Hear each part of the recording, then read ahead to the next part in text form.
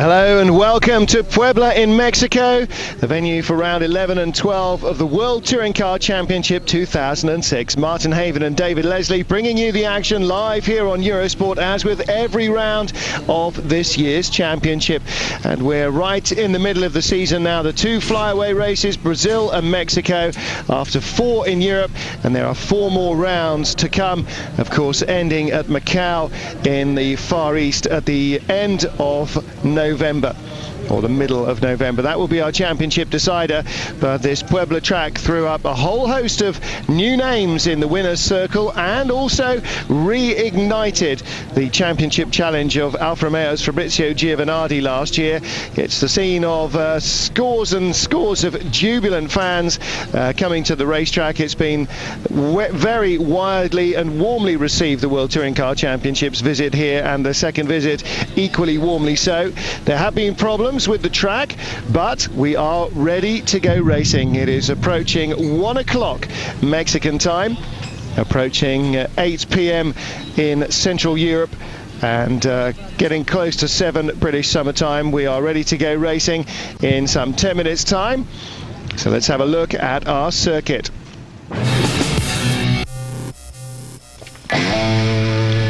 Well, Brazil was the venue for the last round of the World Touring Car Championship, the first time that they visited the country, and it was full of incident and accident. Of course, the home to Alfa Romeo driver Augusto Farfus, and although he was born in Curitiba, he'd apparently never raced on the full track, only on the car track. He was on pole position nonetheless, chased by 5 Seats at the start of the race. It was going to be a bad weekend for Dirk Muller, wide on the grass, avoiding first corner problems.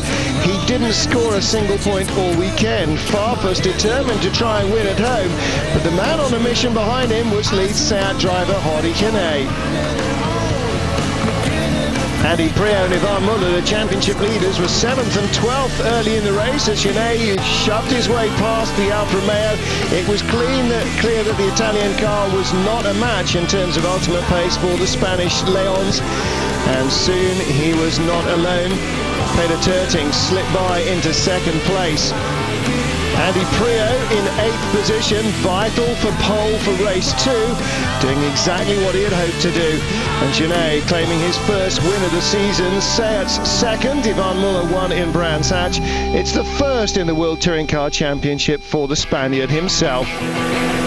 Race 2, round 10 of the season, the midway point. Andy Priaulx from pole position, determined to win this one and add a 4th race victory, taking the lead into the first corner. Battle for 2nd with Gianni Morbidelli and James Thompson. It's the first time that Morbidelli had run so close to the front. Alex Zanardi going by Peter Terting, followed by Gabriele Tarquini. That was for 7th. Zanardi from the back of the grid in race 1, looking to try and make it up into the top half dozen in race 2. Rydell crashed out after a shove from Farfus. Priaulx easing away from the mess behind. And then the safety car brought out by this accident, as Irish driver Emmett O'Brien lost it in the final corner, and the VicoSport BMW heavily damaged, as was the tyre barrier. He staggered away from that, and he is not racing here in Mexico. Just after the safety car pulled back in, Alain Menu brought the race to an end as he repeated Emmett O'Brien's shunt. Andy Priaulx won again, race win number 4, only 1 shy of his European title winning year race tally of 5 in 2004. Last year, to win the world title, he won just 1 race. He's won, with one exception, a race every weekend so far this season. And Alex Zanardi from last in race 1 on the podium for race 2.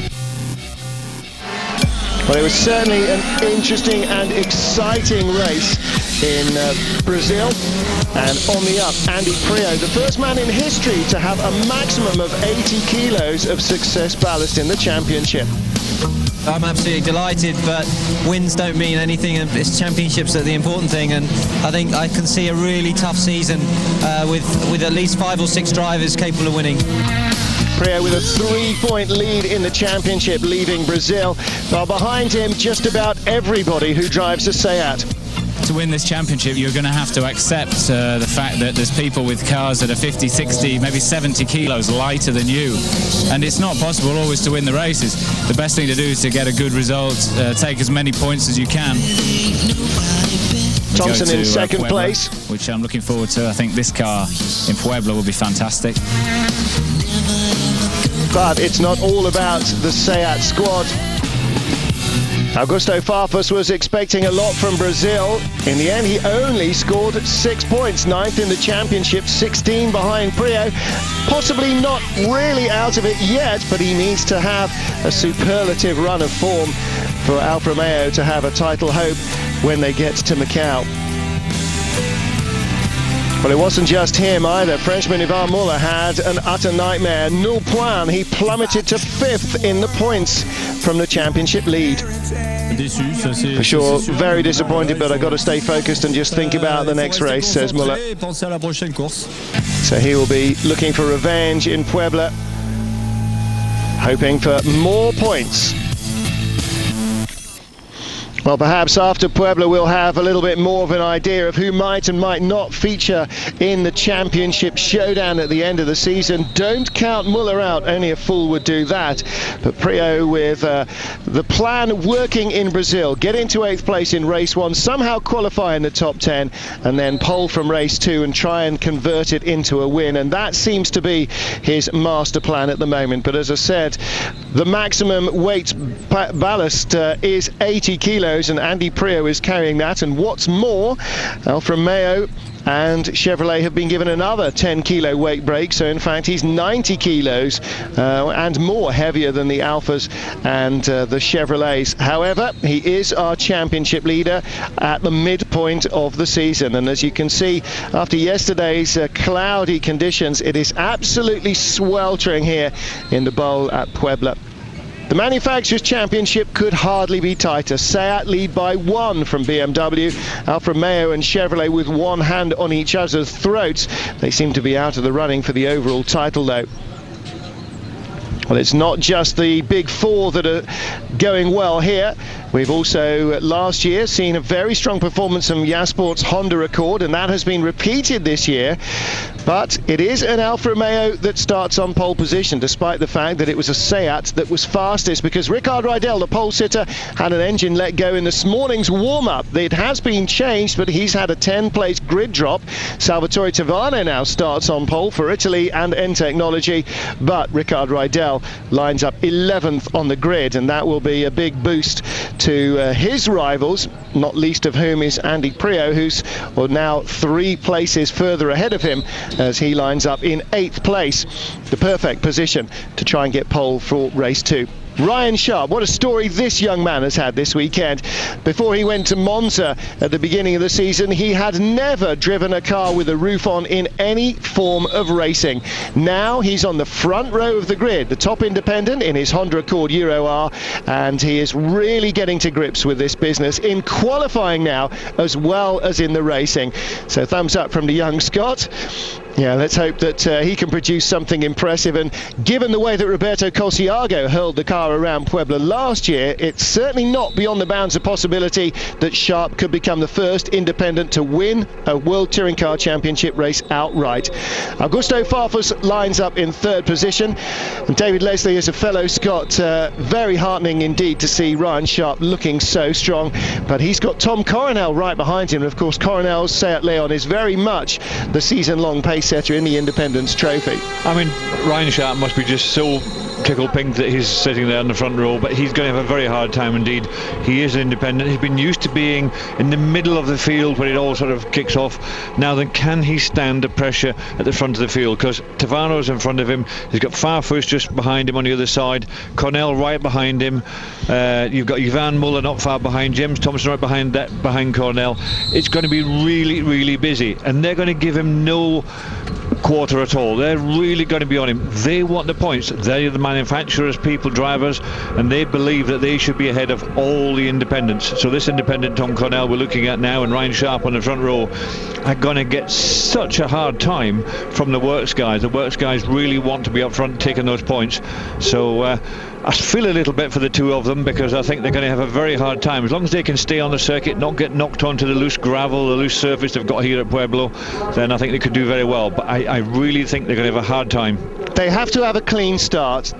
Tom Coronel has to follow Ryan Sharp through the first corner, either behind Tavano, alongside Tavano and Farfus or whatever, because they are carrying no weight ballast whatsoever. Farfus has got 30 kilos of weight ballast, Tavano hasn't got any, but the drivers behind, well, Andy Prio 2 rows further back, carrying 80 kilos, James Thompson 60 kilos, Jörg Muller is, beg your pardon, Ivan Muller is carrying 35 kilos extra. So despite the fact that his lay-on may be a little quicker, a little newer aerodynamic aids, James Thompson, Hardy Genet and Ivan Muller, still I think Coronel and Sharp have a really good chance of finishing on the overall podium, and that would just be a remarkable achievement in dry conditions if they can do it. But will the racetrack play a part as it continues to produce problems as it breaks up?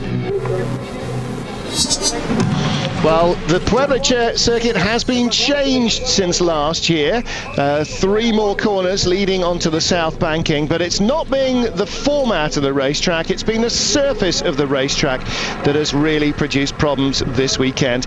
Last year, Peter Terting claimed his first World Touring Car win here, so we got him to talk us around the new track. And he was saying that the 2 new corners with the banking in them, it's new for the championship and for our cars, a little bit like NASCAR perhaps, and he said, I quite enjoy this racing on the Speedway Oval, but the track was resurfaced on Monday and Tuesday this week, and that was not enough time for it to remain sealed. It is just ripping apart. It's so soft you can pull it apart. It says our racing cars have very soft tyres like glue, and when you drive over this, the stones just stick to you. Bad for the circuit, bad for the cars. Well, after only a few laps of practice, there were holes in the track and thousands of pieces of tarmac gravel everywhere. It was really like a rallycross stage. Well, they cleaned the track as much as they could before qualifying, but even so, you could tell that there wasn't even one clean racing line. In places, it was down to the underlying concrete surface, and drivers having to make a lot of use of the curb just to try and find any consistent grip whatsoever. Well, the drivers clearly have come a very long way and do not want to turn their back on the race. But you could see the trouble. The car's absolutely filled with this stuff. And I mean, you saying these loads of little bits of tarmac like bullets everywhere. It's like driving on marbles with our cars. Really, it's impossible to drive safely. There's already a number of dangerous corners here in Puebla, but he said, in my opinion, with this, the risk of having an accident is multiplied by 30%, or maybe even 30 times. Well, the biggest problem is the safety, and the drivers have had a lot of conversations about it. Everybody's extremely disappointed, really, that the circuit and the surface of the circuit is so poor. You know, it's extremely inconsistent, and to be honest with you, inexcusable from a point of view of the danger that we have here if we have to race here. And I just hope that we all go home with a car and with all our limbs intact, because I think that the conditions are such that there is a serious safety issue here. Well, part of the problem, of course, is that as the circuit is convoluted inside and outside, many of the bits of track are separated by unprotected concrete walls. Any slip here could be really punishing.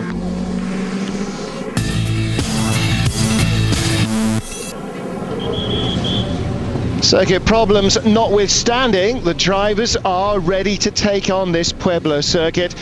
David Leslie, as they get away in the formation lap, I'm sure there is a lot of nervousness, particularly as you saw in those changes of direction. The track has just been ripped apart. Yeah, you can see when they were going through the corner, the tarmac was just coming up with marbles everywhere, and that's the bit's going to be really dangerous. Well, let's take a quick commercial break as they get away in the warm-up lap. We will be back live.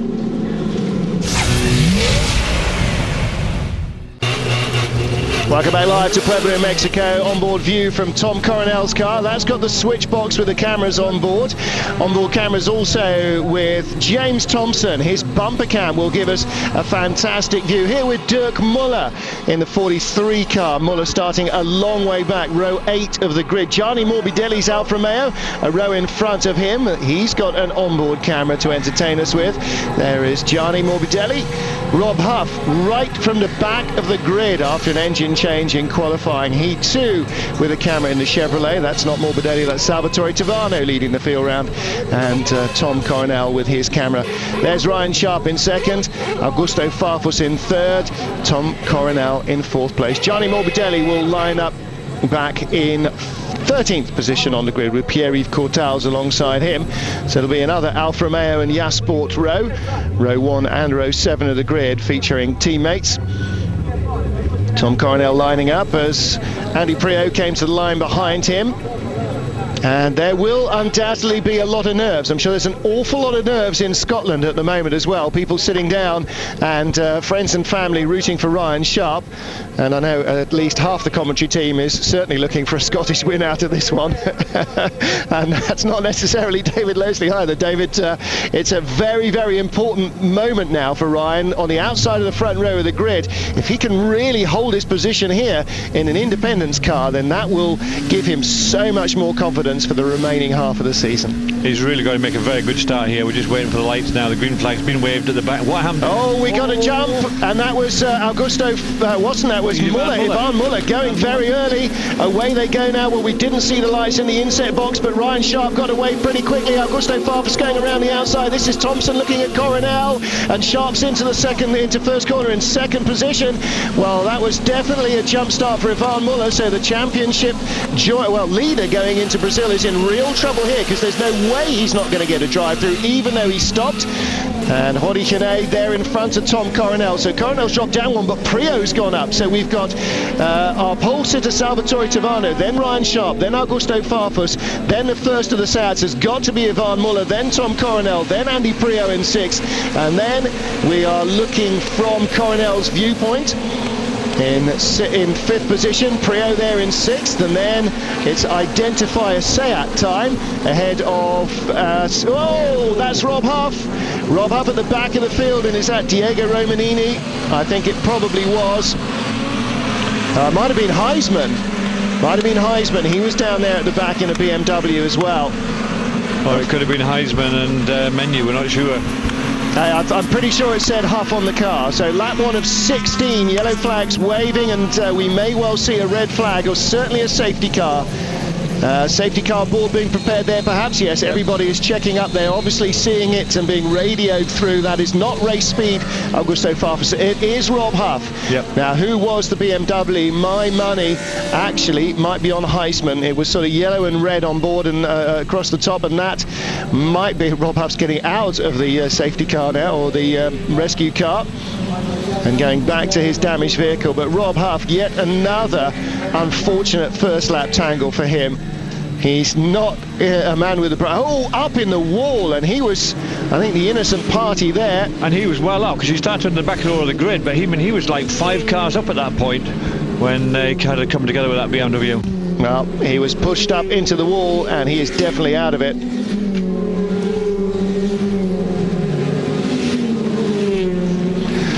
So Rob Huff's damaged car, safety car, is out. Don't forget, up to 2 laps will be added onto the race distance from safety car periods, and I think we will have at least those 2 laps added on, so we should now see the race go up to a total of 18 laps.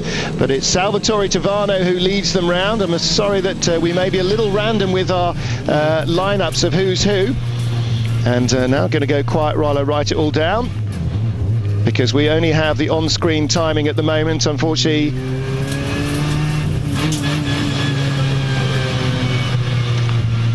Now, how did Priaulx get pushed down to 9th place? It was Zanardi that was the lead BMW and not Priaulx. So Zanardi got away faster than Priaulx. There you can see the RML crew, the Chevy boys, very concerned as to, oh, look at that left rear wheel. That's the end of that weekend, I would think. Just be surprised if they can get that car back to the pits. The boys will have a go at trying to put it back together and get out for the second race. Because remember, they've come a long way now. Sitting in Mexico, you've only got one opportunity, and they need to get that car back to start work on it. Because once this race finishes, they will go into a part firming period where they can't actually work on the car at all. But while the race is on, if they can get hold of that car, then they can start and do something about it and try and get them back onto the grid for the second race, although it'll be at the very back again. But he obviously made an excellent start. He must have been at least 5 cars further up than where he started, because he started last on the grid due to the fact that he had an engine change and been pushed back 10 places, and that put him very much at the back of the grid altogether.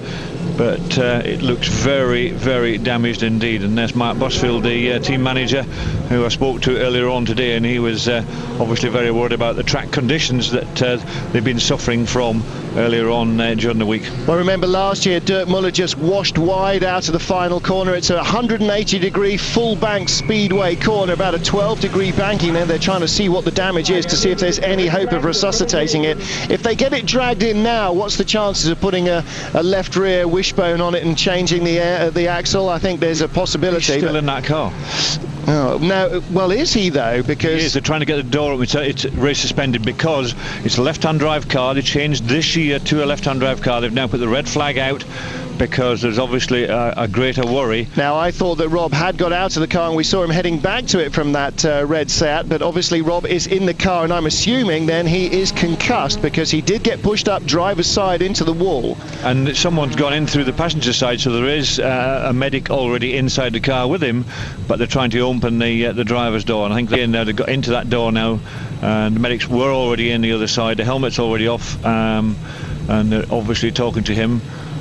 Well, this is one of the problems of the flyaway races, that you don't necessarily have exactly the same level of medical gear as you do when you are racing in Europe. They've got the lifting collars there, the lifting frame that they were going to use to get him out, but there he is. Now, that is a very good thing indeed. It may just be that he wasn't actually concussed, but they'd just been completely winded by it and had the wind knocked out of him, and you have to say that's not a surprise. Concrete walls are very, very unforgiving, as anybody who's ever watched oval racing will know. And Rob Huff certainly looks as though he's been through the spin. Yes, that was a big impact there, and he was tagged up by the BMW there in front of the 2 Vickers sport cars. It wasn't them. Let's have a look. I wonder whether it was Duncan Heisman. Again, I'm afraid no on-screen graphics. We do not have our computerized timing system working. There is just no internet service whatsoever here, I'm afraid. So I can't tell you whether Heisman is still running or which other car was involved. But certainly, if they can tow that back, I suppose there might be a slight chance of getting it fixed. Cars on the grid. If they've had a driver who's had any concussion whatsoever, they will not let him back out. No, that's very true. Back into a race, so that will not happen. But the race is suspended. The red flag is out. Because they've only done 1 lap, it will be a complete restart. The race length will be reduced accordingly because they've already done a warm-up lap, they've already done a couple of laps, so they've used that amount of fuel up already. So they'll reduce it probably by, I think, 3 laps, or from 16 down to 13. And they'll have to start again. I think they'll start them off in the same grid positions as they were for the first start. Yep. And so the pit people will have to come on and put the cars back into their original grid positions. That's Rob's dad there, and that's in fact on the telephone talking to somebody back in Britain probably. So it is good news. The stretcher not necessarily being used for him, so he will certainly go to see the doctors, and if, as you say, he was unconscious at any stage in the car, they absolutely will not let him race on safety grounds. If he was just thoroughly winded, and if there is any chance that the RML mechanics can put a left rear corner and whatever else is needed on it, then that's a possibility. But I do think perhaps that is the end of Rob's Mexican adventure for this season. You saw the onboard camera there. There's Ray Mallock. Saw the onboard camera inside with Tom Coronel looking in the mirrors to see if he could see anything of what's going on, because they've all, of course, driven past the accident, and everybody now will be waiting to hear what's going on, and hopefully all the teams will be able to go to the driver and say, Rob's out of the car. He's had 7 bells knocked out of him, but he does seem to be okay. So that is the only concern, as you heard Andy Prio saying before the break. They just want to get out of here in one piece. So the RML boys waving at the cameras, hello back home. That's what they look like. They've all been away for about the last week or 10 days. because when they arrived into Mexico, they had to unload all the cars that arrived from Cupertino in Brazil. They arrived by transporter and big containers, so they get them out of the containers, prepare them ready for this weekend. And you have to say that's a very sorry start to the weekend for the Chevrolet boys and for Rob Huff in particular. But there's another 20-odd cars out there waiting to do battle when this race restarts. The good news is that there is a month before the next race, the first weekend of September in Brno. However, of course, the cars have to get back by sea, which gives them 2 weeks, perhaps 1 week, to reshell this when it arrives, which is a no-go. So they know now when they go back to Northamptonshire, they are going to have to start building up another new car from scratch, at least for Rob, if not more, by the time we're through these 2 races. That's right. It takes 3 weeks for the vehicles to come back, and they go almost straight to Czechoslovakia, to Brno. And in actual fact, the teams have to pick them up from the port and drive straight to Brno. So this car will really not be racing out there. It'll arrive back in on a container, but they will probably, if they have built a new car, I'm sure they can do that in that short time. Yeah. I know the team very well and very capable, but if not, they do have a test car in Britain now that they've built over the last 6 weeks. So it may be a possibility they'll just take that test car straight to Brno and use that for Rob and work away from there. But there'll be phones ringing across Northamptonshire this evening saying, can you come in early tomorrow morning, boys? Because there's a lot of work to get started on. Appearing soon in an eBay advert near you, but probably not for some while on a racetrack. That is a very banana-shaped car. Yeah, it was that tap and then into the wall and sort of bounced back out into the other car. There you can see it in the background, already in the wall, back out, and then the BMW into it again. So I think that BMW should actually be in a pit lane, but we haven't seen any pictures of a BMW in a pit lane being repaired. I know it did get set off again, but this Rob, you've seen. Well, it certainly rolled down the hill. Yes, got out of the car and walked away. He did walk away. He's very much shaken by that impact, but he was able to get out of the car under his own steam and walk away, although very shakily under his own steam, which I have to say is very good for Rob and for the strength of these cars. The World Touring cars, of course, have got great strength built into them, because motor racing is a dangerous sport whichever way you look at it, and accidents do happen which are sometimes not your fault, and as you can see, that looks like what happened to Rob there. But when accidents do happen, you want to be able to be well protected. The roll cage is extremely strong. They've got certain rules and regulations you have to build them to, and most of the teams build them way beyond those rules and regulations in order to put real strength into the car to protect. And you can see the bars just inside the rear window of the car there. You can see like 4 or 5 bars going up towards the roof. That's all part and parcel of the roll cage that protects the driver. And the driver sits well back in the car, and his head sits sort of back in between where those bars were to give real protection. And the seat he sits in has got 2 little lugs that come round the side of his crash helmet, again to protect him and the crash helmet, so that if anything happens, his head moves very little distance indeed before there's something there to stop it, so it doesn't sort of like sway around inside the car before it hits one of those big bars inside there. But you can see that wing has been pushed in below the roof line. That car is. It's a foot narrower at least, isn't it?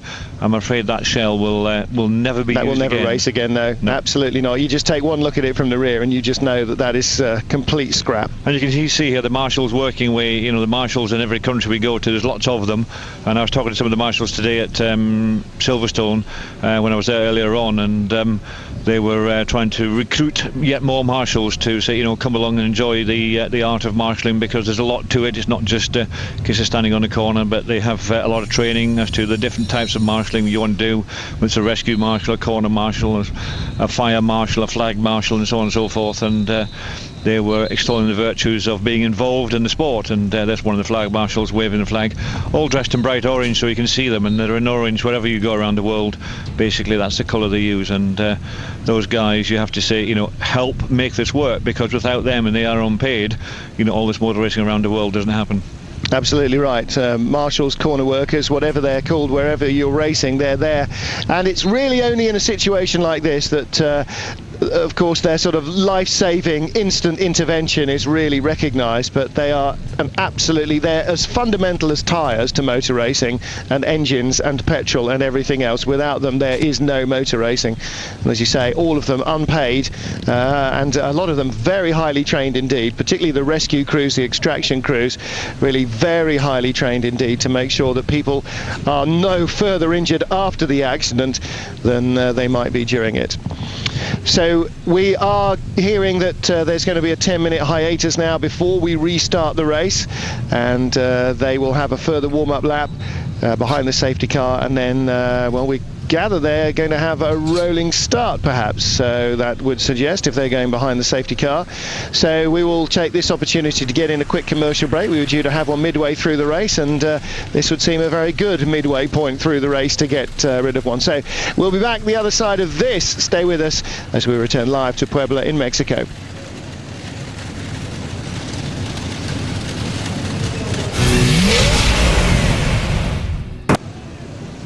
Welcome back. Live pictures from Puebla in Mexico showing Rob Huff's very damaged Chevrolet Lucetti back at the RML Chevrolet camp, and well, ironically on the back of a Ford low loader, but there were Chevrolet rescue trucks out there as well. The kind of Chevys that the Mexican fans really recognise. These European Chevy Lucettis, they don't get those, I don't think, over in the Mexican market. They get the big US style Chevrolets. That's the kind of cars they recognise. But the fans being well educated here by the TV and the promotion that the organisers are doing around Puebla, so they understand who these foreigners are and what on earth they're doing in these little cars. Salvatore Tavano, our pole sitter. Now, David Leslie, generally what happens when you red flag a race right at the beginning, within the first few laps, is that race is stopped and it is restarted with a few laps left because you've already used some fuel. But what we in crocodile formation, in the order that they were in when the race was red flagged, presumably at the end of lap 1 they're counting it, and then they will be sort of sent off from behind the safety car with a rolling restart, as if it was only a safety car period, but in fact it's not. The race has been completely stopped. Yes, that's confusing us. The information we've got is that they will start on a rolling behind the pace car, and certainly when you stop a race this close to the beginning, then previously everything that I know of has been a complete restart, standing start, back to the original grid position. Although, yeah, cars being pushed back into grid spots. Maybe the information we're given just wasn't quite as accurate as well, the safety car obviously would lead them around on the warm-up lap if they were having a further warm-up lap, and as you said, from a race distance of 16, they were already on lap 2, which would bring it down to 14 plus an extra warm-up lap, bring it down to 13 laps maximum, I would think, from here on in. So again, we will wait for confirmation of that, but it is looking very much more like everybody is on their grid positions. And who's that in 4th spot behind Farfus? That should be Coronel, but it's not. That is Jordi Genet. So in fact they are being put on the grid, but in the order in which they were as the first lap was completed, because Coronel was 4th, but currently Jordi Genet is occupying that grid spot. So it is not a complete restart. That much at least is clear. If it is, there's going to be a lot of pushing and shoving in some very hot weather, and they need to get started because they're not going to complete this inside 10 minutes. I know it's always takes a long time to get these cars moved around now. The cars have been back on the grid, they've been up in the air, they've been working on them, and they've had the tyres off and put the tyre warmers on. And I think most of them will have the same tyres on and say, right, we've got to go with them. I can't see them changing tyres because they haven't got that many tyres to play with. They were one practice session short yesterday because of the condition on the circuit. Now, if the race is suspended, which is the graphic that we saw, then I'm assuming that it's effectively the grid is a parc fermé, so they wouldn't be allowed to change tyres, in the exception of force majeure if somebody had had a damage-induced puncture. And in fact, Jörg Müller was allowed to change one of his tyres as a result of a damage-induced puncture on safety grounds after qualifying. The organisers allowed him to do that.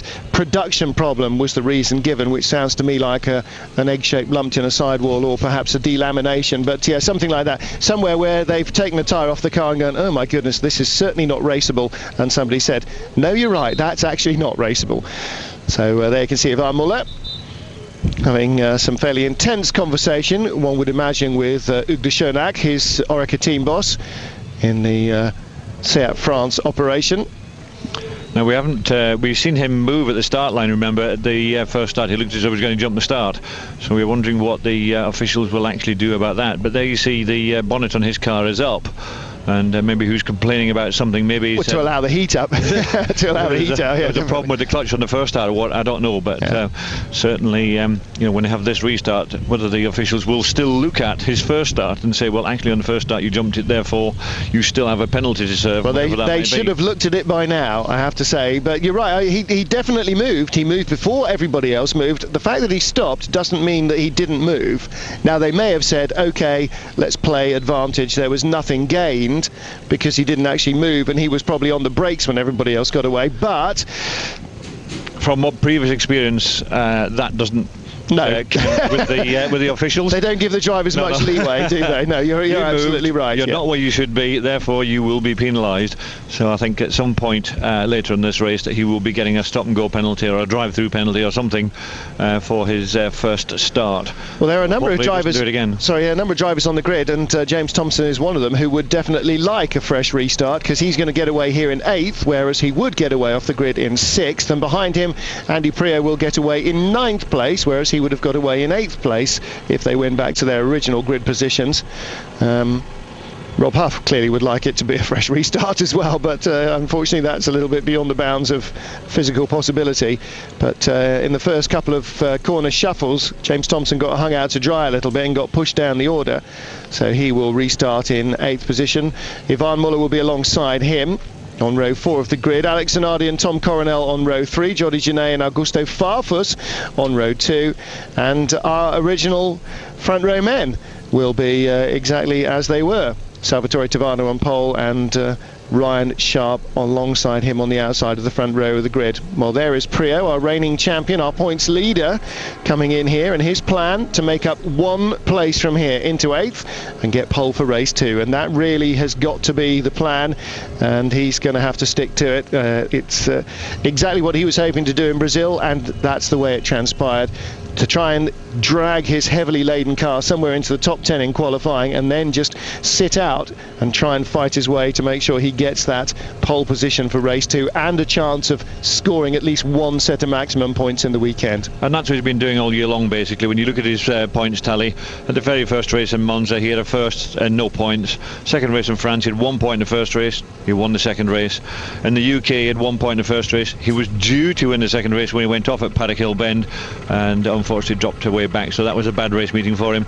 In Germany he won the first race, no points the second race, and Brazil last meeting out, 1 point in the first race, won the second race, so he's gone 10-1, 10-1 all the way through. Well, Rob Huff looking fairly well winded. The neck brace will certainly be on as a precaution. There's a little oxygen mask there with him as well. I'm sure when he had the wind knocked out of his sails, particularly in this heat, he's feeling very faint indeed, but as you can see, definitely conscious and giving out about pushing him around in the right direction. And well, the helicopter's not warmed up, so I'm not sure that he is going in the medevac chopper. Maybe they are going to take him, well, they are going to take him perhaps in the chopper to it's a big crowd cheering to him, and Rob responding to them as they are to him. So well, we hope that there are certainly no long-term side effects from this, having you be. And the guy with the Chevy jacket on is his dad, who's there with him out in Mexico, and that's the team manager Mark Busfield, who'll be keeping an eye on the times and all the information that we're getting. But when the restart will be given to all the teams out there as it happens, basically. So 5 minutes before we get the race underway, time to take a quick commercial break, and we'll be back with more in a moment.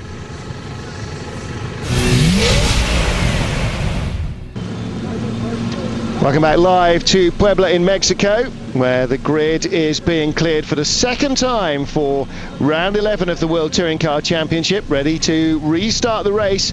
The safety car will lead them round once more, and we will then see exactly how they start, whether they are being told to line up in crocodile formation, one behind the other, or whether they will come to a rest and have a full standing start grid start, in which case you have to say, if the race hasn't been suspended and they're standing start away from the grid, they should perhaps be right back into their original grid formations, but they are not. They're in the order in which they well, finished the first part of the race.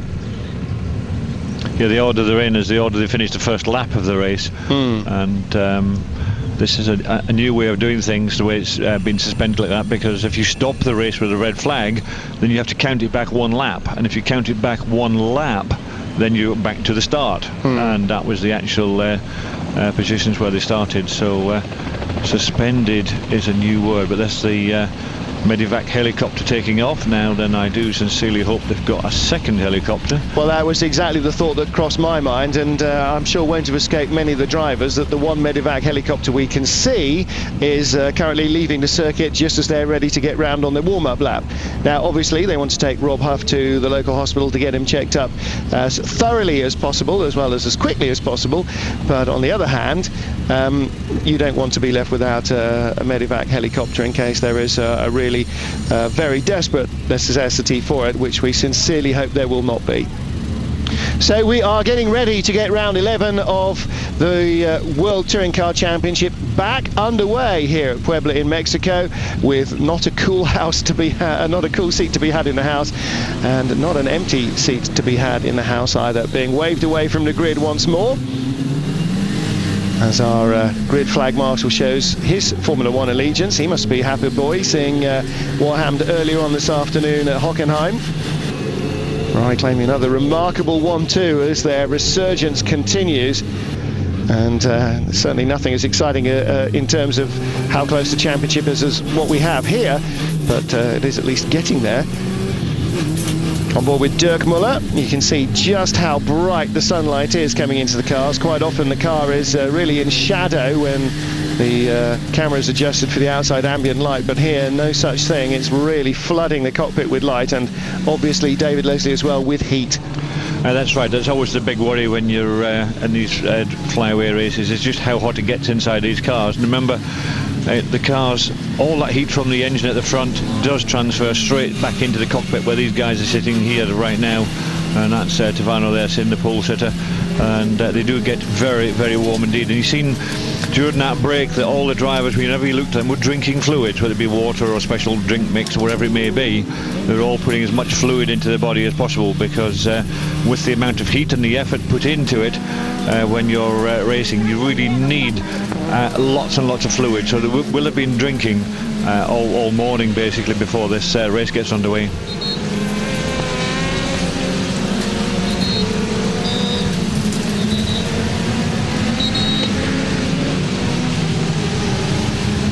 And technology team boss on the radio to, well, you assume pole sitter Salvatore Tavano, just reminding him of what the restarting procedure will be. Now, I'm assuming this is not going to be an aggregate result, that it will be first across the line, and there won't be, well, he was 2 seconds ahead. New dad Tom Coronel, he and longtime partner Pauline Zwart had their first child last Tuesday as he flew back from Brazil to, quote, assist in the birth. I'm not quite sure how much assistance he could be, presumably, but the result is a little baby girl, Carmen Angel. So congratulations to Tom Coronel. If she's anything like as charming as her dad, she's going to be a real heartbreaker. So Tom and Pauline, well done indeed. The start of another Coronel racing dynasty, because Tom and brother Tim raced. Pauline Zwart raced in the World Touring Car Championship as well. Was it the European Touring Car Championship she raced in? Wasn't it 2 years ago? Manicourt was her last race in that. And so the brothers and the mother as well also racing. So safety cars pulled in. We are ready for the full rolling restart. The bell sounds to start round 2 of the World Touring Car Championship here, or round 2 of race 11 at least. Salvatore Tavano leads them across the line, the BMWs. That is Dirk Muller having a look at Andy Prio. Prio on the inside, just holding him off. In fact, it was Jörg Muller, I think, behind Andy Prio. But it's Salvatore Tavano that leads, Ryan Sharp in second, Augusto Farfus Alfa Romeo in third, and Johnny Janae in fourth, with Tom Coronel in fifth place. Farfus having a look at Ryan Sharp. Ryan needs to tighten the line a little. Alex Zanardi didn't get away well behind them. He's got trouble from behind as well, and that's Ivan Muller and James Thompson. Whoa, and Sharp's had a big tail-end nudge, and I think that's got to be a nudge from Farfus. Somehow holds on to second place. I don't think anybody sneaked round. Sharp desperately holding everybody else off at the moment, but Farfus was all over him, and I think that must have been a big nudge, David. He certainly got it very, very sideways indeed. He was right on the opposite lock, and it has backed everybody up behind him, and that's allowed the Tavano to get away at the front, and he really has a lot of people all over the back of his car now, and Ryan needs to concentrate very much on what's in front of him and concentrating going forward, not worrying too much about his mirrors and everything else behind him. But really, and that's an on-board shot from Tom Cornell's car. You can see the cars moving around. You can see the cars also using as much of these curves as possible, because what we said earlier on about this track breaking up, when it starts to break up, they really don't want to be on that black tarmac stuff. So when they turn into the corners, they really do make a beeline for the curbs and run over the curbs and use that as the part of the track, so that part of grip to get around the corners. But here we see now coming around to complete a first lap round this big 180-degree corner, hard and fast onto the start and finish straight. So it is now lap 3 of this race, and it has been extended to 18 laps as we suspected, although it's now showing as lap 4 and onto lap 5. Oh goodness me, let's try and make some sense of it at least. Has been extended because of that safety car running period for another couple of laps. The cars all have to go to the grid with at least 2 extra laps worth of fuel in case there is a safety car, and recently they've had to use a lot. You can hear the machine gunning effect of all the gravel being thrown up under the cars from the onboard camera there of James Thompson. It really does sound a little like a rally stage. Tavano easing away, Ryan Sharp holding off Farfus, Coronel holding off Genet, so it's all pretty much status quo at the front. And the BMW Zanardi's next up. Oh, and he got bumped by Ivan Muller. Alex Zanardi had Ivan Muller inside him. Now, did Zanardi hold on? I don't think he did. No, he didn't. He's all over the place trying to find some grip, and spun round as the car tank slapped its way out of control, with Thompson right behind Ivan, his teammate. And Ivan Muller carrying a little less weight than Thompson, 35 kilos, plays 60 for James Thompson. Of course, just behind that, Andy Priaulx, that puts him now into 8th place with 80 kilos on board, and he is our top BMW at the moment. There is Ryan Sharp still in 2nd place. He's not giving it away, and still Thompson trying to get past Ivan Muller. In fact, Priaulx is not. Priaulx's been passed by Jörg Muller, so Priaulx is still out of 8th place with Thompson. And you can just see all that stuff flicking up at the camera. That's not an effect of the camera. That is rubbish being thrown up. Bits of tyre, but most importantly, bits of tarmac as well. Tavano's clear. Ryan Sharp pulling away from Augusto Farfus, and he's done exactly what you said, David. Concentrate, line and length, line and length. He's got the racing line correct, and he's just managed to squeeze a tiny breathing space away from Farfus. And he has, and Farfus now has got Cornell catching him again, and the other Seats. Now there's 3 Seats, then is it Jörg Muller and then Andy Priaulx coming on after that. So the Seats weren't really up there to start with, but they're still not there. They've got the first 3 places are taken by 2 Alfa Romeos and a Honda. And I have to say, Ryan Sharp really has settled himself down now. He's had that big deep breath, that bump at the beginning that sent him sideways. Now he's concentrating, and we know that car is good. We know the Honda engine always has been good. When I raced Hondas originally in touring cars, it was always the same. The engine always has been very good. When you get to a circuit like this where you have to pull away from slow corners and use that power to get out of corners, it was very good here last year as well, and it really is showing well. And you have to say that Ryan Sharp's now concentrating very much on what he's doing, and there he is in 2nd place. And if he can stay onto 2nd place and finish on a podium, to have a privateer finishing on the podium of a World Touring Car Championship, that will be a first. Yeah, great to see him in the photo after qualifying with the top 3 in qualifying there, but in the race even better. Now, trouble for Priaulx. Priaulx is really under attack from behind. That's Rickard Rydell behind him in the Seat, and Dirk Muller, his arch championship rival, has, well, one of his arch championship rivals this year, has eased away. Priaulx is really dragging the car around, and it just does not want to go quickly enough. He's got Rydell behind him, and he's in 9th place, and that means he will start 9th. He needs to get to 8th place to try and get at the front row of the grid for race 2. And the other problem with having Rydell behind Andy Priaulx is right behind that is Morbidelli with the Alfa Romeo. Now we know the Alfa Romeo is quick because it's in 1st and 3rd place, so he wants to make up whatever problems he had in qualifying. He's got a car, I'm sure, that's been set up the same as his 2 teammates that are right at the front of the grid. So he'll be wanting to get that Alfa Romeo past both Rydell and past Prio as well. So Prio really has got a lot of work to do. Well, Salvatore Tavano, the former independent who was handed his big break, an N Technology factory-sponsored or factory-supported Alfa Romeo for this season, is halfway to winning his first World Touring Car race, and that has got to be an Alfa Romeo pair of fingers crossed there for Salvatore Tavano. He is extending his advantage here.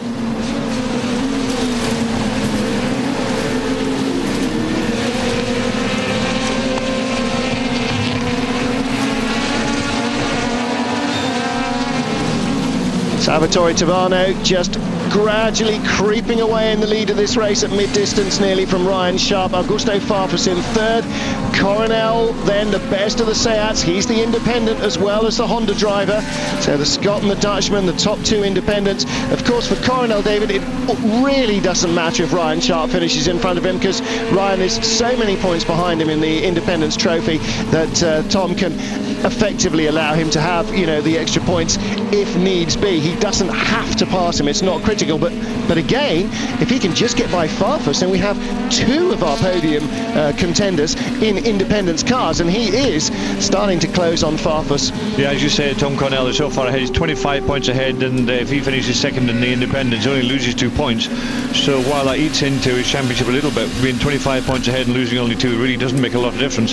But what he wants to do is finish on that podium overall. That's what Tom Cornell wants to do. He has a Seat car. He's got help from the Seat factory. He doesn't have all the very latest bits and pieces on it. He's run by GA Motorsport. Not GA Motorsport. GR Asia. GR Asia, sorry. And that's going back a decade. Yeah, it is rather, yeah. That's another job I've got.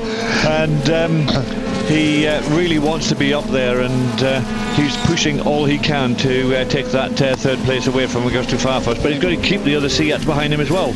And nobody's willing to give in here. Everybody wants to hang on, but they realise that there's very little overtaking opportunity. Once the race gets settled down in a few laps like this, because the surface is breaking up, if you get off line at all, you see what they're doing now. They hit that corner right round the inside on the curb. If they stick to the black tarmac, it's where it's all been torn up, it's where it becomes marbles, and all of a sudden your car starts to slide. And you can Sharp's in trouble. Augusto Farfus goes straight by him. Ryan Sharp's car slowing there. He just, I think, probably missed a gear coming off the curbs.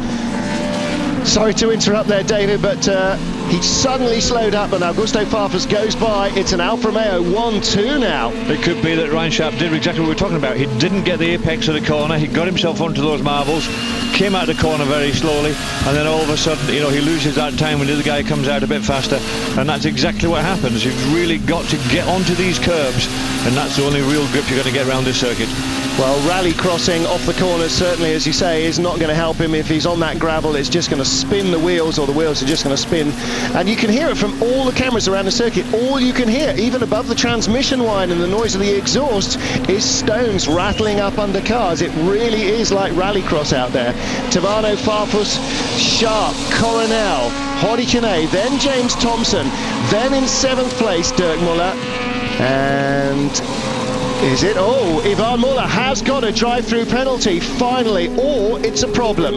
Now, I think that is a drive-through. We talked about it, didn't we, at the start of the first race, and whether or not they would ever get round to doing anything about the fact that he was jumping away from the line and then stopped and then everybody else went. He didn't gain any advantage, but he moved. And as, you know, where bits of the car may not have any perceivable performance advantage, if they're not legal, they're just not legal. And I'm afraid moving before everybody else is not legal either. So that looks like Ivan Muller, who was in 6th position, dropping down the order. I'm certainly dropping down the order, but it looks as though he's had a drive-through for that. So James Thompson now up to 6th position, and Dirk Muller up to 7th position. And here is the crucial bit: Andy Prio should now be up to 8th position, and that again is going to be vital for him and a real nightmare for Ivan Muller.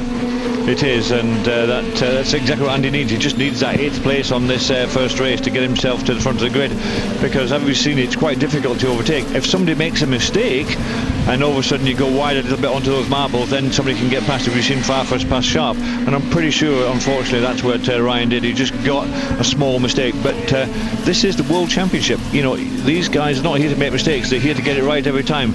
And this will be Tavano's first win, if I remember right. Yeah, absolutely right, yes. As an independent last year, he had some good races in older Alphas. Now he's in the same front-running car as Augusto Farfus, and he's making every possible use of it. He wants to stay away.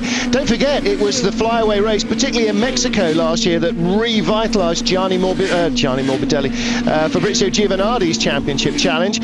Of course, I don't think it's going to put Salvatore Tavano into a championship challenging position, but certainly this has been a very favourable race for Alfa Romeo and for SEAT, because Peter Terting won his first race here from 8th on the grid in race 2. And for Prio, even if the car is still like a leaden thing and is going backwards from 1st on the grid is very different from going backwards from 9th on the grid in terms of how many points he might cling on to in race 2. So getting into that 8th position is everything for him in this first race. It's the only thing.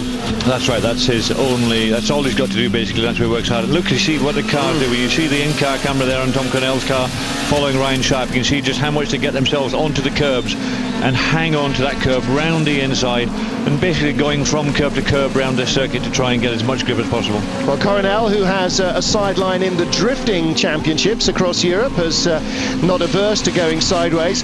And there were a few people suggesting that maybe Ivan Muller shouldn't be complaining too much. The multiple Andros ice racing king should be able to make more of it. But frankly, I think Petter Solberg would be the sort of driver who's most likely to make the most of this. But Coronel certainly hanging on well. You saw Jordi Genet there really sliding wide. Again, just instead of being on a grippy bit, just being a foot off line is enough to put both tyres on the gravel. And another big sideways slide there as he comes out of 14 into 15 and 16. This long 180-degree... Listen. You can just hear the stones rattling up underneath like he's on a country track. And all those light bits in the track that they're running over, that's where the concrete is. That's where there's no more tarmac at all. So it's... you know, when they resurface the roads, they put down that glue and biscuit crumbs muck that they use, and it's stuck all over the car. That's Genet! He got it wrong. He got on the marbles. You can see exactly what happens. The car just steps out, and right behind him now is Thompson trying to take that place away.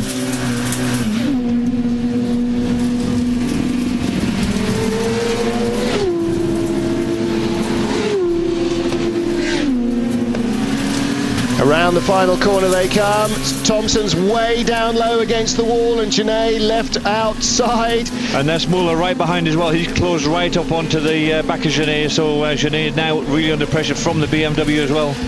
Yeah, Dirk Muller right in the mix now. Of course, Dirk desperately needs a good weekend. He needs some good points here, and if he can get them by maybe just squeezing by Genet and Thompson, then that would be all the better for him. Another Muller and a Rydell there as well. Ivan Muller, no, that can't be. That's Rydell and Terting, the two Alfa Romeos, Seats behind, and Morbidelli. So that means that Prio has dropped now behind Ricard Rydell, Gianni Morbidelli and Peter Terting. In fact, so Andy Prio is nowhere near the top 8 now. So we've got Tavano leading Farfus, Alphas 1 and 2. We've got Ryan Sharp still in 3rd, then Thompson in 4th, then Genet in 5th, no, Coronel in 4th. Thompson in 5th. Yeah, Thompson in 5th. Genet, and there we can see Dirk Muller right behind him. Yep. And then we've got Ivan and Ricard, so scribbling out those names there, and Terting and Morbidelli. So Terting's got ahead of Morbidelli, which means that Prio is somewhere around the Jürg Muller territory, down in around 12th position. Dirk goes for the inside on Genet, and he puts the BMW in there, and there was no fighting that one, David. Whether he was online or off, he was inside, and that's all it takes. And there is Andy Prio. Now next up.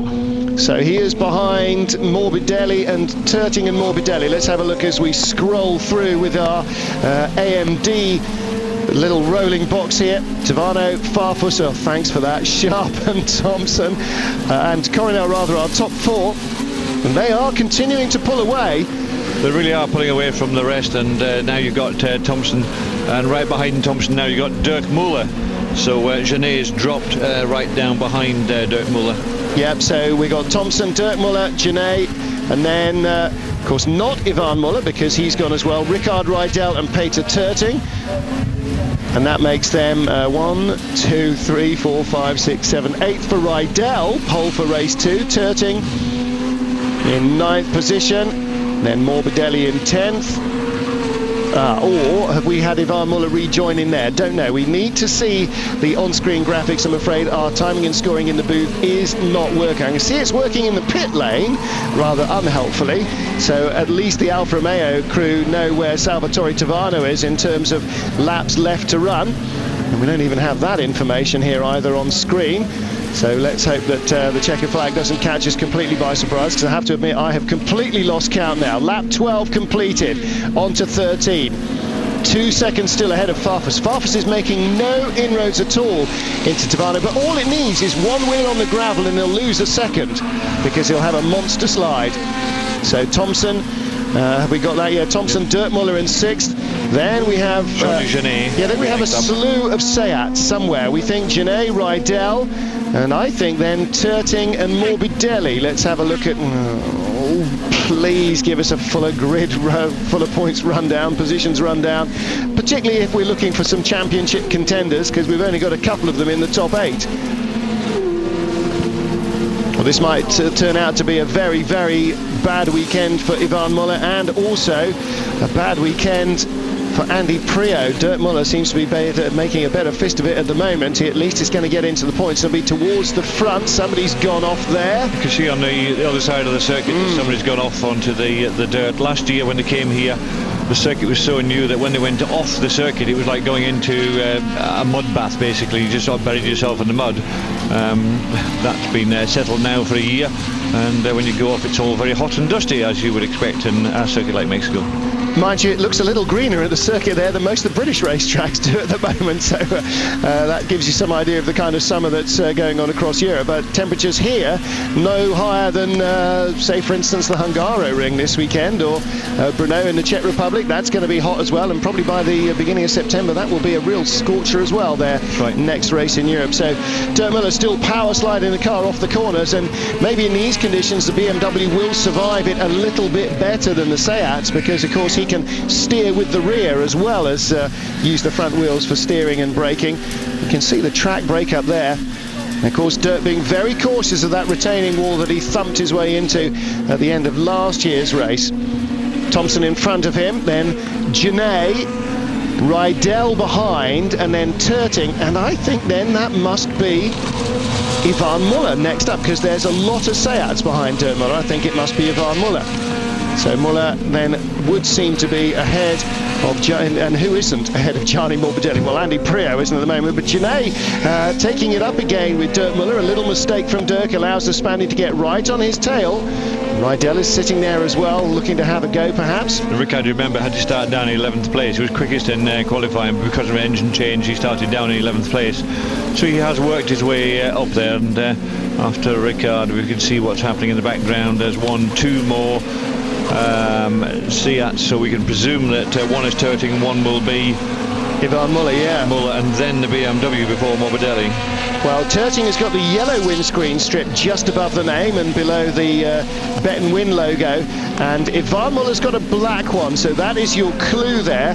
Rijdel with the blue, Genet with the red, and they are, yes, they're being pushed along by Morbidelli and Prio, and I wonder if late in the race now, David, with only 3.5 laps remaining, whether the BMW's, Prio's BMW tyres are giving him a bit better grip. Muller's aren't, though. Muller has really used his up, hasn't he? Genet's all over him at the moment. He has, and behind this group of 3 there's another group of 4 really battling it out. There's 4 of them fighting over that position further down, and it looks like Andy Prio's at the back of that group of 4.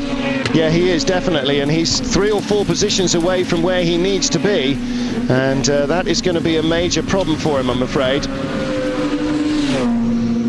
Now look at the gap. It was 2 seconds a lap ago. Tavano to Farfus down to 0.8. There is Dirk Muller, the BMW, then Genet, Rijdel, no, not Terting, yes, Terting, then Morbidelli, then Ivan Muller, then Prio. So Morbidelli is moving up. I think those 2 Seats at the back of the queue are in trouble. That's Gabriele Tarquini. It is Tarquini, you're right. Tarquini. So it's not Turting, so that's Tarquin. Oh, give me a break. And that was the onboard camera of Morbidelli, and Morbidelli's looking inside. Priaulx right behind. Pierre-Yves Courtals is behind them, on board with Gianni Morbidelli. Well, I tell you what, the Alfa seems to be managing its tyres pretty well as well. Oh, a big slide wide. Now, but will he have the inside line? No. He gets back in front of Priaulx. And that's a disappointment for the Guernseyman. Oh, and Priaulx runs really wide there because he got left by Pierre-Yves Courtals as well.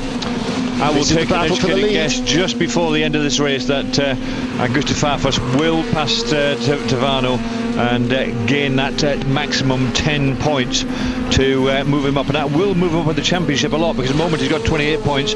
Give him 10, that moves him up to 38 points, which will put him about 4th in the championship, and that will give him a real good points boost.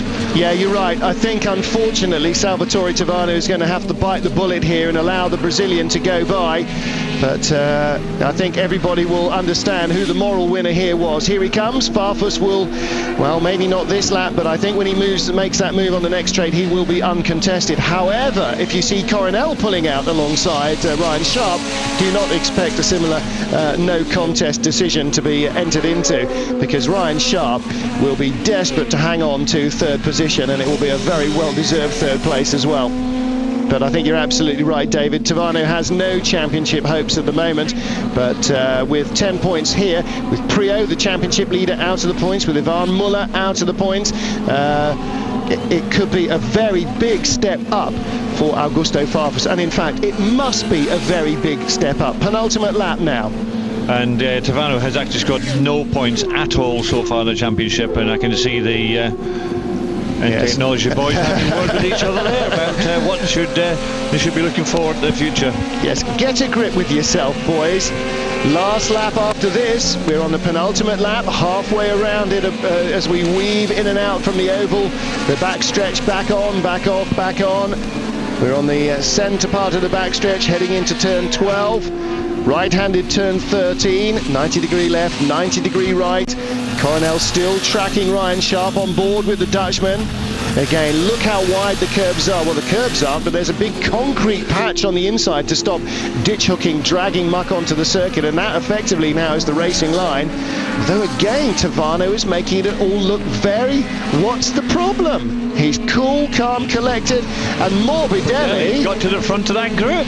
He's got yellow in both mirrors and the rear view mirror, heading on to the last lap. Now, surely, he's going to have to let him by. Tavano must let Farfus go. It's insanity if he doesn't, and Coronel knows it's now or never. Last lap chance to try and get by Ryan Sharp, but the Scot has got all the options covered there.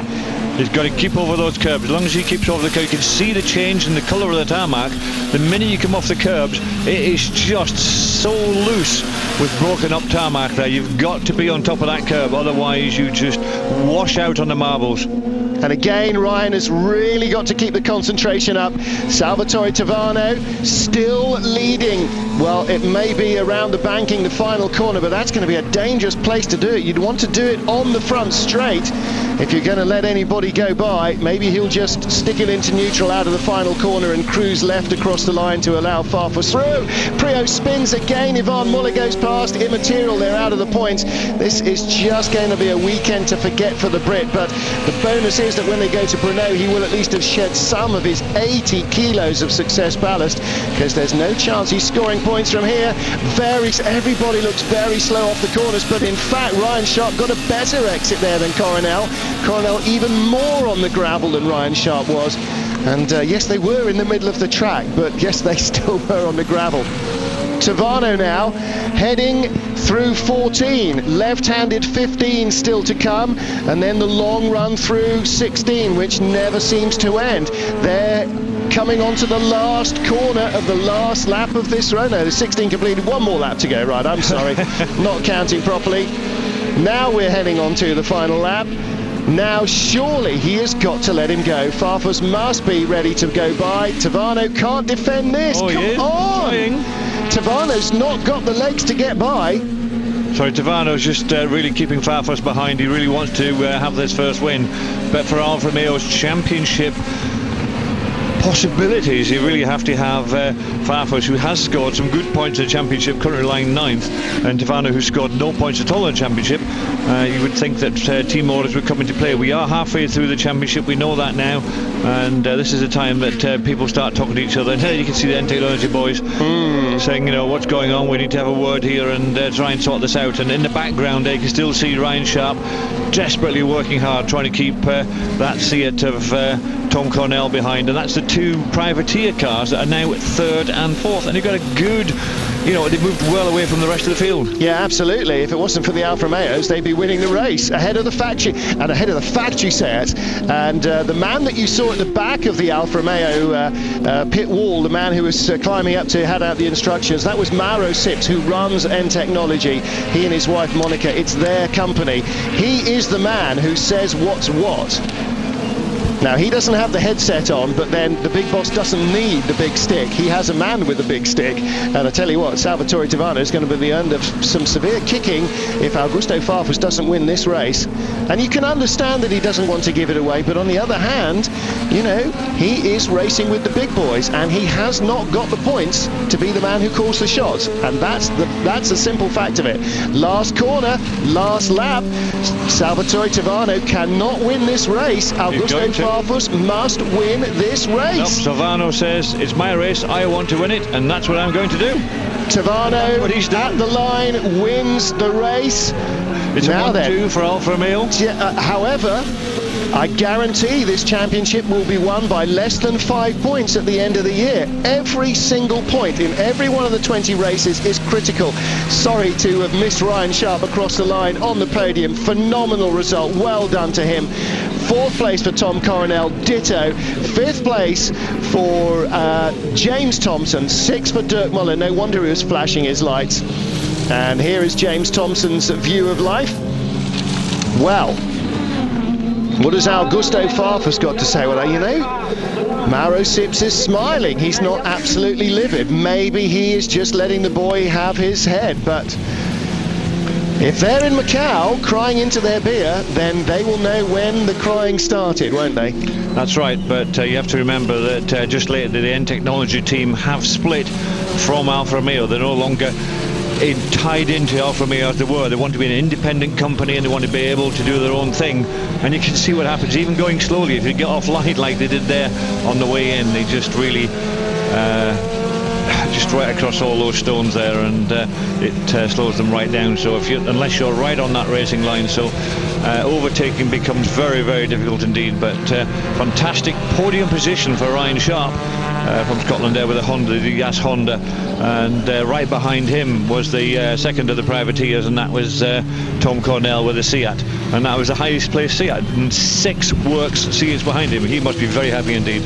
Absolutely, he must be. Fantastic result for the independents, and Salvatore Tavano, his first World Championship win ever.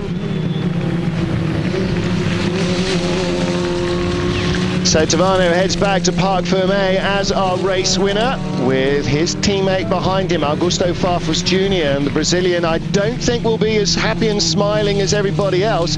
It might have been Alfa Romeo 1-2. It would have been just as much an Alfa Romeo or an N Technology Alfa Romeo 1-2 if he'd been allowed in front. You're right, N Technology is not a factory Alfa team. They are running their cars themselves. Alfa Romeo officially have withdrawn from the series. However, N Technology want to win the championship. You've got to give the guy with the points the best brakes, and that was giving away points for absolutely no reward. Great for Salvatore Tavano, but if he pulled over on the run to the line, everybody would have known he was the winner. Everybody knew he was the winner anyway. Morally, he was the winner.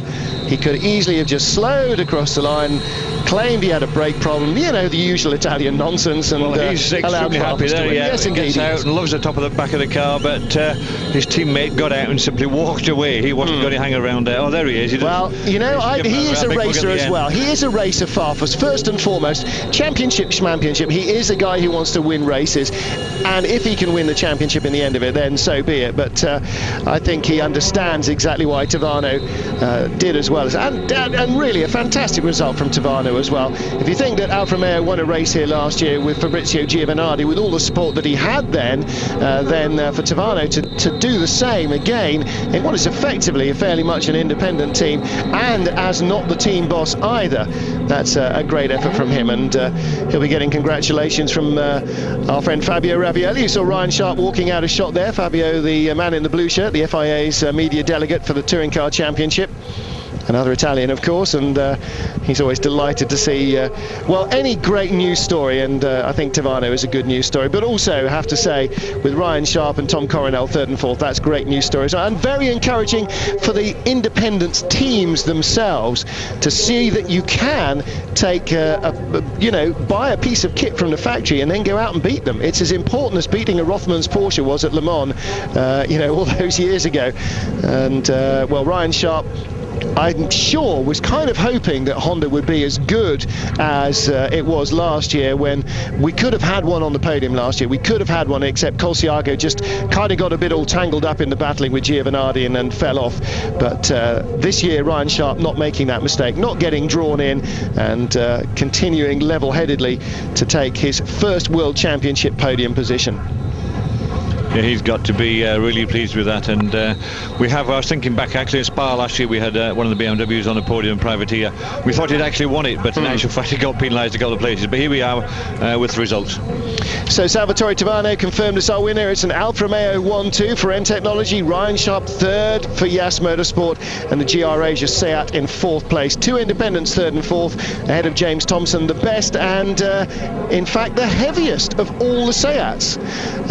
Gianni Morbidelli seventh place, just underlining how competitive the three Alfa Romeos were. Rydell, Tertin, Tarquini, Genet, the other Seat factory drivers as far as the eye could see. Menu 12th, Pierre-Yves Courtals, then Ivan Muller, Nicola Larini, and look at that, Alex Zanardi 17th, even he after his first couple of laps spin ahead of Andy Prio, and Jörg Muller. What happened to Jörg, I do not know. Duncan Heisman then did manage to complete the race, so it wasn't him involved in that first lap shunt. Still not quite sure who it was. Okay, well, in which case, Diego Romanini, my first guess, I think, is the man who I didn't see there in that finishing lineup, and he was towards the tail of the field in the number. No, both Vika Sport cars were there. No, I'm still. I know you're all shouting your televisions. Give us a break here. Come on, they only showed us a fleeting glimpse of it. No, I don't know who else it was. I thought we saw both Vika Sport cars continuing. So, and that would have been Diego Romanini. Certainly Oscar Hidalgo, the young Mexican, did finish. But it was a white BMW that had to come together at the very beginning with Rob Hoff, so it certainly wasn't one of the two yellow and yellow-coloured cars. Well, in which case, maybe it was, again, guess number 2, Duncan Heisman, and maybe he just continued and did finish the race.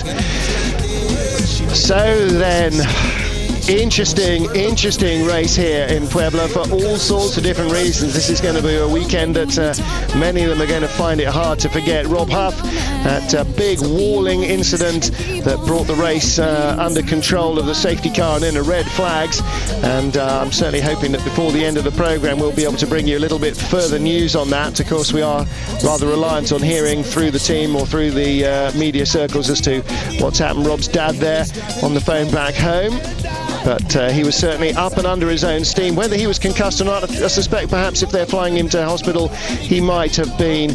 But nonetheless, a tough weekend for him, having an engine change and having to start from the back of the grid was always going to be a tough ask to go any further forward. He made his best shot. And when we got into the second part of the race, well, Dirk Muller of the championship rivals made the best progress, finishing ahead of all his other rivals. Alex Zanardi dropping down the order early on. Andy Prio way out of the points, Ivan Muller out of the points. Ricard Rydell did score, but Augusto Farfus of the championship hopefuls is the man who perhaps scored the biggest points. James Thompson, of course, behind him in 5th position, so he scores as well. Dirk Muller in 6th place also gets a few points. Confirmation then of that result. Tavano just ahead of Augusto Farfus, and will the N Technology team rue that at the end of the year? The 2004 European Championship was decided by a tie break because Dirk Muller and Andy Prio finished tied on points. And it was only in the very last race of the year when Dirk Muller couldn't finish that Prio won the World Championship. So there are still an awful lot of irons in an awful lot of fires, with 9 races of the championship remaining. Round 12 comes up later on this afternoon, of course, and in between our podium ceremony here after round 11 and the beginning of round 12, we'll give you a quick update on what else has been happening around the motorsporting world with Motorsport Weekend. But we will stay here in Puebla and enjoy the podium. James Thompson then takes the series lead by a point from Prio. Tarquini moves up to 3rd, Farfus up to 4th. Rydell and Dirtmuller tied in 5th position, so that's a little sneak up a bit from Dirtmuller to get tied with, or with Rydell, rather, to get tied with Dirtmuller. Ivan down to 7th. Don't forget, he led the series after Manicor going to Brazil. Peter Terting in 8th. Jörg in 9th position. Really not having much of a season, Jörg Müller. A point apart now is 7 points apart in favour of Seat, ahead of BMW here. Alfa Romeo squeezing a few more points ahead of Chevrolet, now almost 30 points clear, and that's a result of having 3 cars in the top 8 and 2 cars in the top 2. That's a very big point scoring day so far for Alfa Romeo. Of course, one of their cars will start on the front row of the grid. Gianni Morbidelli, 7th place. He'll be on the outside of the front row, so we might have Alfa Romeo winning both races here in Mexico, which will really start to make it among their favourite racetracks.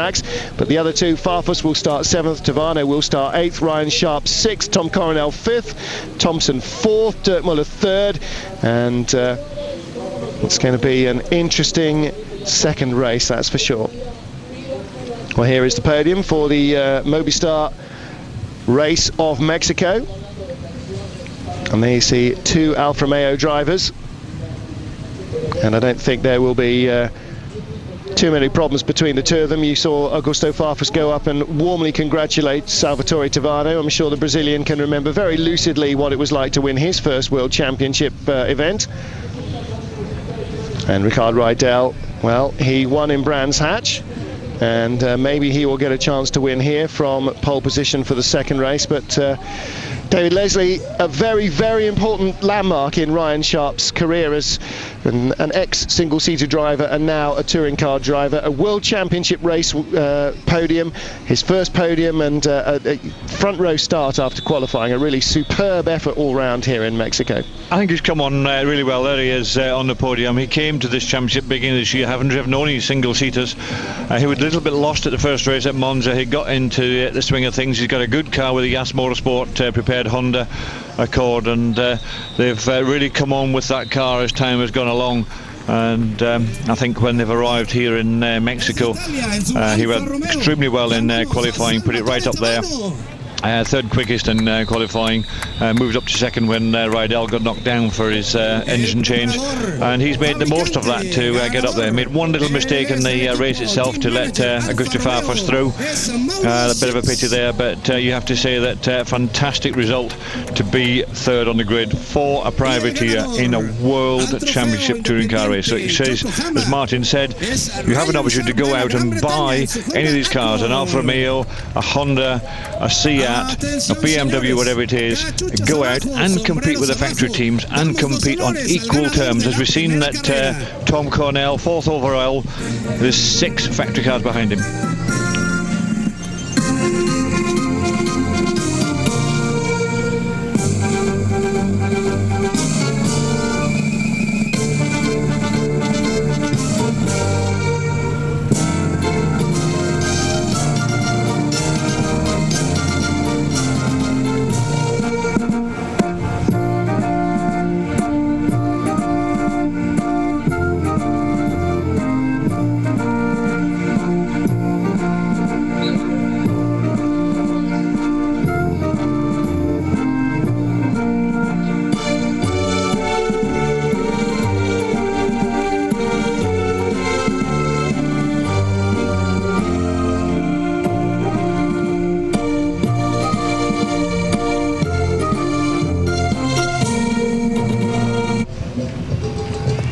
Well, he got a verse and a half of the Italian national anthem there for Salvatore Tavano. A moment to cherish. Maybe he preferred to have done it at Monza, but you can't argue with that, can you? On the podium, on the top step for the first time in a World Championship is still, again, a very important landmark. So for two young men on that podium, very, very important day for them.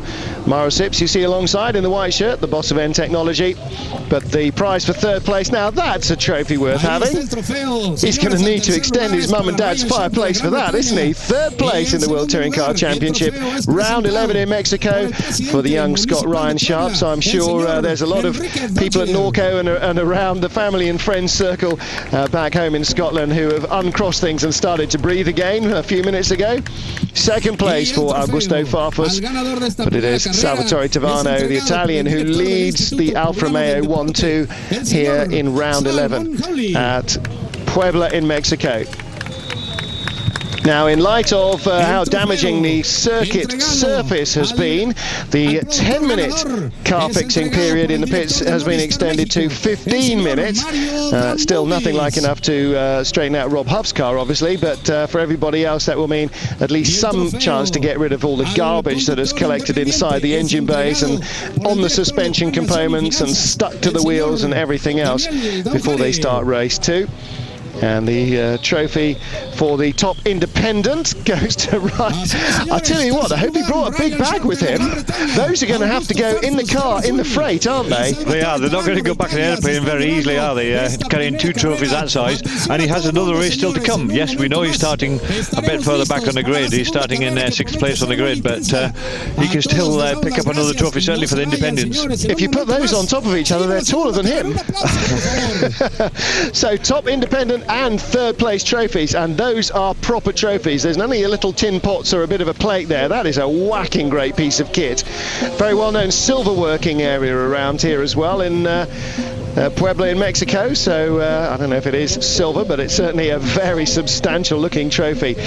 We'll be back with race 2 live on the other side of Motorsport Weekend. Join us then.